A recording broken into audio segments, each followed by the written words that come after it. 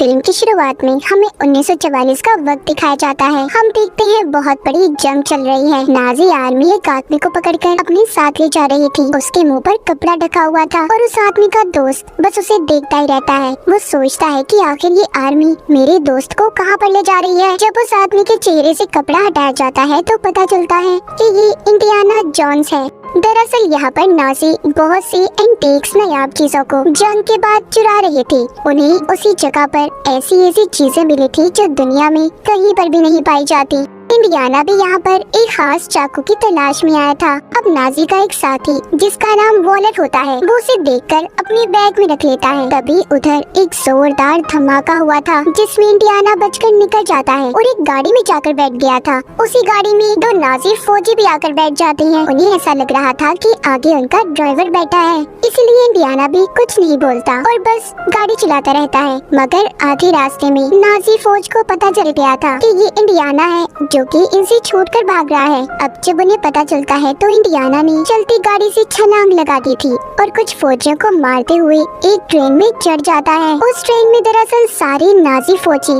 इस जगह से एंटीक्स चीजों को लेकर जा रहे थे। वो ट्रेन के डब्बे में पहुंचता है जहां पर वो कीमती चाकू था, मगर देखने पर उसे पता चलता है कि वो असल नहीं बल्कि वो तो नकली था। ये बात नाजी के साथी वॉलर को पहले ही पता चल गई थी, इसीलिए उसने जानबूझकर उसे वहीं पर छोड़ दिया। वॉलर के हाथ में तो यहाँ पर बहुत ही कीमती मशीन लगी जो कि एक साइंटिस्ट ने बनाई थी, जिस वजह से वो टाइम ट्रेवल भी कर सकते थे। अब इन सब चीजों को वॉलर के पास इंडियाना का दोस्त भी देखता है जिसको इन्होंने पकड़ा हुआ था। उधर इंडियाना को बहुत ही एंटीक कीमती चीजें मिली थी। फिर वो वहाँ से एक दूसरे डब्बे में आकर बैठ जाता है ताकि कोई नाजी फौजी उसे पहचान न पाए। इंडियाना उधर ही अपने दोस्त को भी देखता है जो कि कुर्सी से बंधा हुआ था। वो उसे छुड़वा कर अपने साथ ले जाता है। आगे वाले डब्बे में इंडियाना को वॉलर मिलता है जिसके पास डिवाइस थी। वो उसको मुक्का मार के वो डिवाइस ले लेता है जिससे टाइम ट्रेवल भी हो सकता था। फिर वो दोनों इस ट्रेन के ऊपर भागते हैं क्योंकि ट्रेन के अंदर उन्हें पकड़ा जा सकता था, मगर नाजी उन्हें हर हाल में पकड़ना चाहते थे,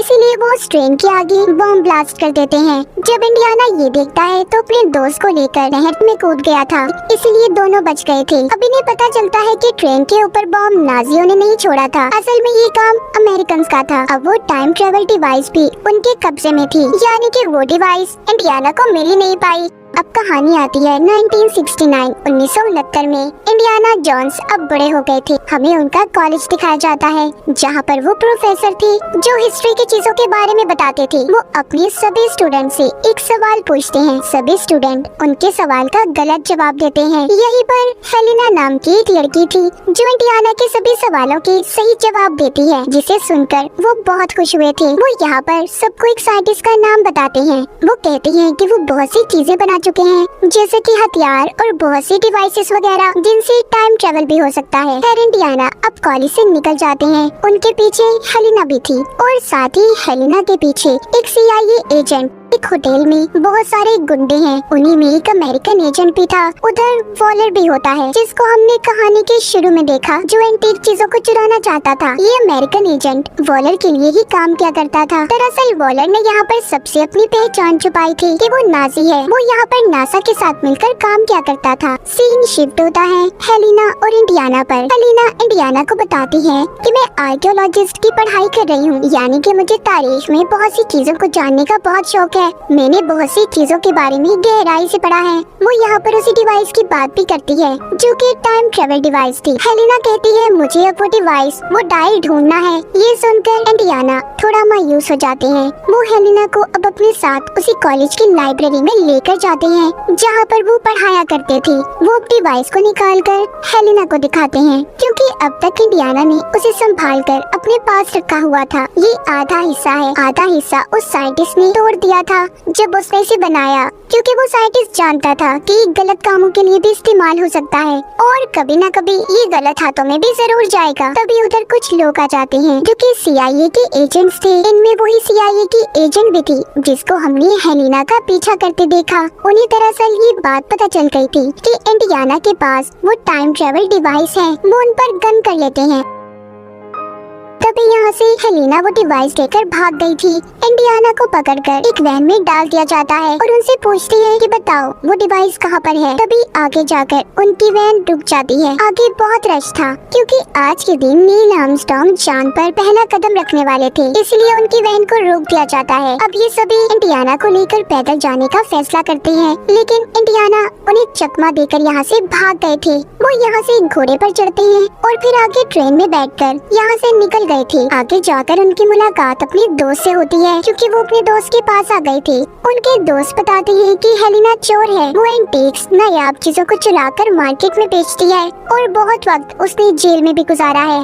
सारी बातें सुनकर इंडियाना कहते हैं कि मुझे उसे ढूंढना होगा क्योंकि उसके पास कीमती डायल डिवाइस है। अब इंडियाना के दोस्त उनका सारा बंदोबस्त करते हैं। उन्होंने उनके नकली पासपोर्ट भी बनवा लिए थे। इंडियाना के दोस्त उन्हें उनकी कैब देते हैं जो कि बहुत पुरानी थी। वो बताते हैं कि तुम्हारे साथ किया गया हर एडवेंचर मुझे याद है। अगले दिन इंडियाना जब उसे ढूंढते हुए एक होटल में पहुंचते हैं तो हेलिना उस डायल की नीलामी कर रही थी। वो जब उसे रोकने के लिए आगे बढ़ते हैं तो उधर ही हेलिना का एक असिस्टेंट उन्हें रोक लेता है जो कि उसका दोस्त भी था। वो हाथ झटकते हुए आगे बढ़ते हैं। वहीं पर इंडियाना वॉलर को भी देखते हैं। उन्होंने उसे पहचान लिया था कि वो नाजी है क्योंकि उन्हें सब कुछ याद था। वो उसे देखकर बोलते हैं हेलिना तुम इस डायल की नीलामी नहीं कर सकती। तभी यहाँ पर लड़ाई हो जाती है। उस डिवाइस के सभी पीछे थे। आखिर में वो डिवाइस अब हेलिना के हाथ में आती है। वो उसे अपने सिस्टम की तरफ फेंकती है। तभी उसके हाथ से वॉलर उस डिवाइस को छीनकर ले जाता है। हेलिना और इंडियाना दोनों भागते हुए बाहर आते हैं,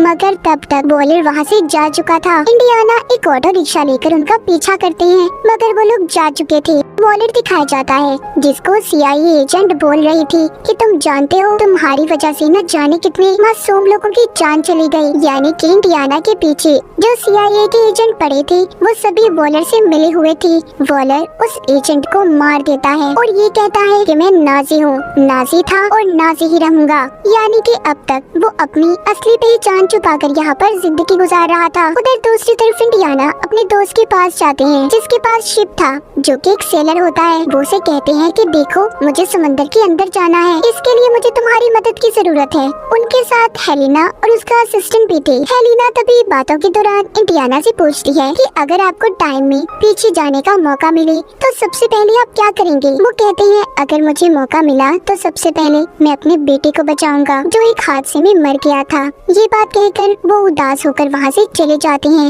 अब अगले दिन ये समंदर में अपना सफर शुरू करते हैं। उन्हें नाजी की शिप को ढूंढना था जो कि समंदर में डूबकर तबाह हो गया था। वहाँ पर बहुत से ढांचे भी पड़े थे जो उन लोगों के थे जो शिप में डूबकर मर गए थे। तभी वहाँ पर इनके पास एक व्हेल मछली आती है। इंडियाना उसे वहाँ से भगाते हैं। उन्हें उस शिप में एक बक्सा मिला था जिसे वो लेकर ऊपर आने लगते हैं। ऊपर इंडियाना की शिप में वॉलर के आदमियों ने कब्जा कर लिया था। जैसे ही वो उस बक्से को लेकर ऊपर आते हैं तो वो लोग उस बक्से को ले लेते हैं। उसमें एक बड़ा पत्थर था जिस पर अजीब सा कुछ लिखा हुआ था। अब ये उस पत्थर पर हेलिना को पढ़ने का कहते हैं क्योंकि वो आर्कियोलॉजिस्ट थी। यहाँ पर वो अपनी चाल खेलती है और सारी बातें उन्हें गलत बताकर एक बॉम्ब ब्लास्ट कर देती है। और अब इसी बात का फायदा उठाकर इंडियाना, हेलिना और उसका असिस्टेंट एक दूसरी कश्ती में चले जाते हैं। इंडियाना ने वो पत्थर भी साथ ले लिया था। जब वो ये देखते हैं कि वो पत्थर तो बहुत भारी है तभी वो उसमें आग लगा देते हैं। उन्हें लग रहा था कि शायद उसके अंदर कुछ तो जरूर होगा। जब वो उसे आग लगाते हैं तो उसमें से एक गोल्ड की शील्ड निकलती है जिस पर दरअसल ये लिखा था कि दूसरे डायल का हिस्सा कहाँ पर है। उन्हें एक जगह के बारे में भी पता चलता है जहाँ पर वो साइंटिस्ट दफन था जिसने टाइम मशीन को बनाया था और दूसरा हिस्सा उन्हें वहीं पर मिलना था। अब ये तीनों उसी जगह पर निकल जाते हैं। जहाँ पर पहुँचते ही हेलियाना का असिस्टेंट अगवा हो गया था। इंडियाना को उसकी फिक्र हो रही थी। वो उन लोगों का पीछा भी करने की कोशिश करते हैं मगर नहीं पकड़ पाते। जाते हुए हेलिना इंडियाना को बताती है कि मेरा असिस्टेंट बहुत चालाक है, आप उसकी फिक्र नहीं करें, वो जानता है कि उसे मुसीबत से कैसे निकलना है। अब जब ये दोनों गार में पहुंचते हैं तो उधर पहले ही वॉलर के आदमी मौजूद थे। उस गार में जहरीली गैस छोड़ी गई थी। इंडियाना थोड़ा आगे बढ़ते हैं। उन्हें जो गोल्ड की शील्ड मिली थी उस पर आगे जाने का रास्ता लिखा हुआ था। अब आगे चलते हुए इन्हें गार में एक बहती हुई नदी भी मिलती है जिसको ये लोग पुल से पार करते हैं। इनके पीछे पीछे वॉलर के आदमी भी थे। आगे जाकर इंडियाना और हेलिना को उस साइंटिस्ट का मकबरा नजर आ जाता है। जब ये उस पत्थर को हटाते हैं तो उधर उसका पूरा कंकाल ढांचा पड़ा था। उधर ही नहीं उसी डिवाइस का दूसरा हिस्सा भी मिल गया था, जिसे देखकर इंडियाना बहुत खुश थे। हेलिना उधर बनी हुई तस्वीरों को देखती है जो कि आज के जमाने की थी। वहाँ पर एरोप्लेन और घड़ी की तस्वीरें बनी हुई थी, जिसे देखकर वो काफी हैरान होती है, क्योंकि वो ये सोच रही थी कि उस जमाने में भला इन चीजों के बारे में किसी को कैसे पता होगा। वो उसी साइंटिस्ट के ढांचे पर बंधी हुई घड़ी भी देखती है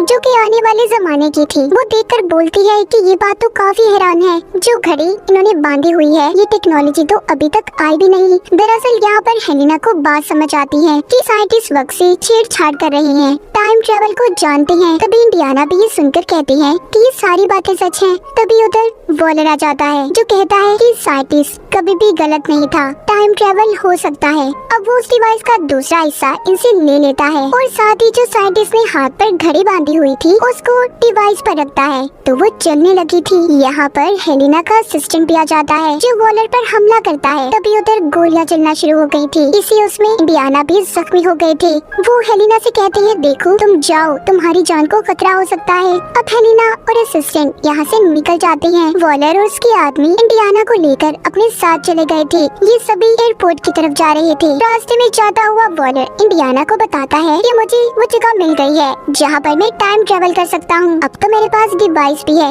मुझे किसी चीज का कोई डर नहीं। उधर ही हेलिना अपने असिस्टेंट के साथ उनका पीछा कर रही थी, इन्हें छुप कर देख रही थी। वो अपने असिस्टेंट को एक प्लेन दिखाती है, कहती है उसे देखो, क्या तुम उसे चला लोगी? वो कहता है हाँ मैं कोशिश करूँगा। अब हेलिना एक बाइक की मदद से वॉलर के प्लेन में चढ़ जाती है। उसका असिस्टेंट भी प्लेन लेकर पीछे आ रहा था। वॉलर को वो जगह मिल गई थी जहाँ पर वो टाइम ट्रेवल कर सकता था। हम देखते हैं कि आसमान पर तेज रोशनी होती है और जहाज रोशनी में चला जाता है। पीछे ही हेलिना के असिस्टेंट का प्लेन भी था, यानी कि ये सब टाइम ट्रेवल करके वक्त में पीछे आ गए थे। उनका प्लेन काबू से बाहर हो जाता है क्योंकि जिस वक्त में ये गए थे वहाँ पर जंग चल रही थी और हर तरफ तबाही ही तबाही थी। अब हेलिना उस प्लेन को रोकने की कोशिश करती है मगर वो बेकाबू था, इसीलिए हेलिना भी प्लेन से लटक जाती है। इंडियाना आकर उसे बचाती है मगर तभी दोनों नीचे गिर गए थे। उनका पैराशूट खुल जाता है और दोनों बच जाते हैं। उधर ही हमें वो साइंटिस्ट भी दिखाए जाते हैं जिन्होंने टाइम ट्रेवल मशीन को बनाया था।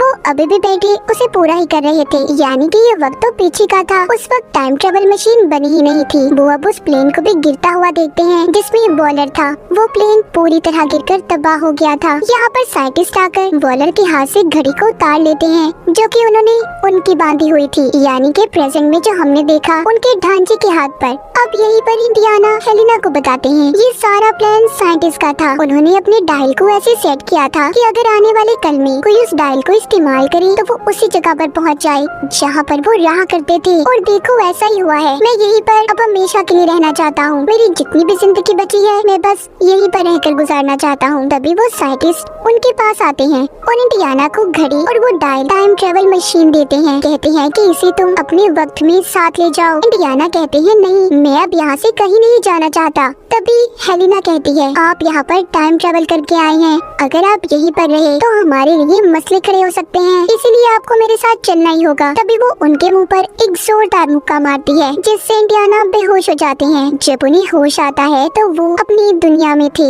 यानी कि अपने वक्त में। प्रेजेंट उनके मौजूदा दौर में वही घड़ी और टाइम ट्रेवल मशीन उनके पास पड़ी थी जिससे ये अभी 2000 साल पीछे गए थे। उधर हेलिना आती है और बोलती है कि मैं जानती हूँ आप अकेले हैं। तभी वहाँ पर वो उनकी वाइफ को बुलाती है जो पहले उन्हें छोड़कर चली गई थी। ये सभी बहुत खुश थे और इसी के साथ ही इस फिल्म की कहानी भी यहीं पर खत्म हो जाती है।